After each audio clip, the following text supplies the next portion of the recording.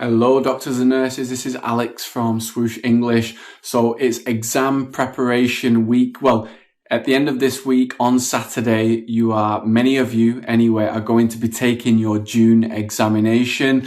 And I wanted to do some tips videos because I think it's really important for you to have a good understanding of how you can be most effective, most efficient with your time, because time is something you can't control necessarily.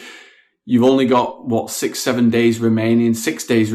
So what can you do with this time that you've got remaining? Okay, it's really, really important that you use the time as effectively as possible. Now, one thing I want to talk about today, and I'm going to show you a book that I've been reading and how it's been helping me, and I think how it can help you too. And what it talks about is something called recalling, not reviewing information. So there are, in the Philippines, for example, if you're a Filipino nurse watching this, which I know a lot, we do get a lot of Filipino nurses watching this, they call this a review center, or I'm doing my OET review. Okay. The word review basically talks, it kind of conjures up images of you looking at a piece of, looking at a book or looking at a textbook or looking at,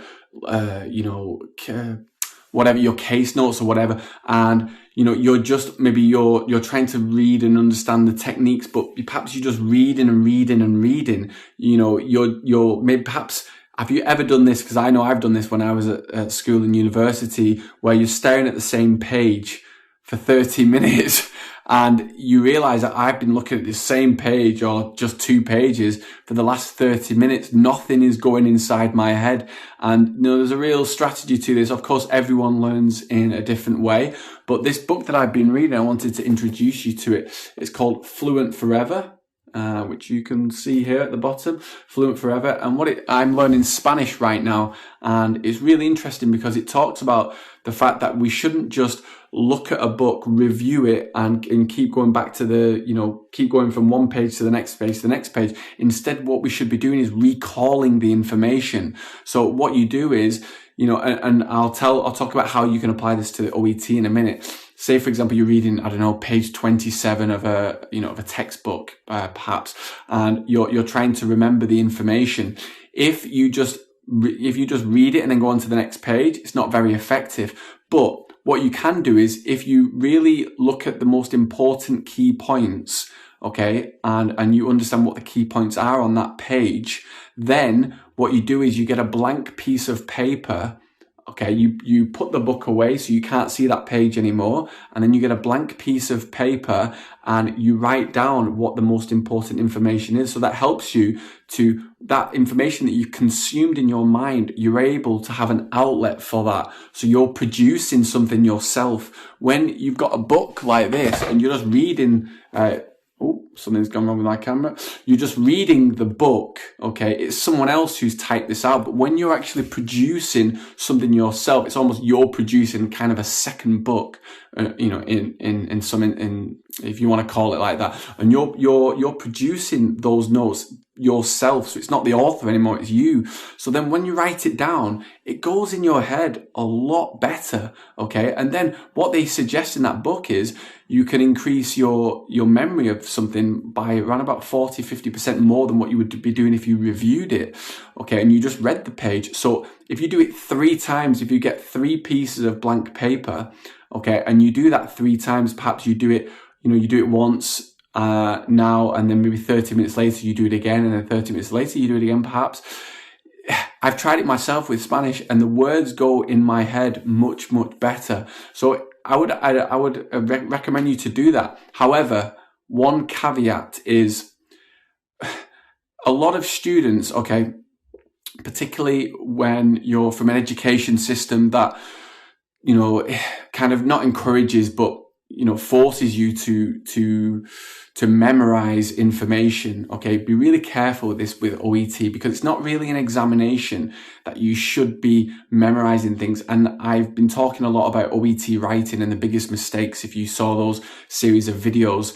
And it's not about remembering, learning and memorizing key phrases that you can use from one letter and put it into another letter, because the examiner will see that immediately, and you're very unlikely to get a B. So you need to be flexible with your language. But perhaps what you could use this strategy that I've just talked about for is, learning key concepts, things like that I mentioned before, with the last week when I was talking about writing, is little tips to help you out. Something like, proofread at the end. Leave yourself a few minutes at the end. You might put on like a sticky note, perhaps, that you put on your wall, or you put it in the bathroom when you're brushing your teeth. Something like, leave a few minutes at the end for proofreading, or prepare your answer, or, read the task first.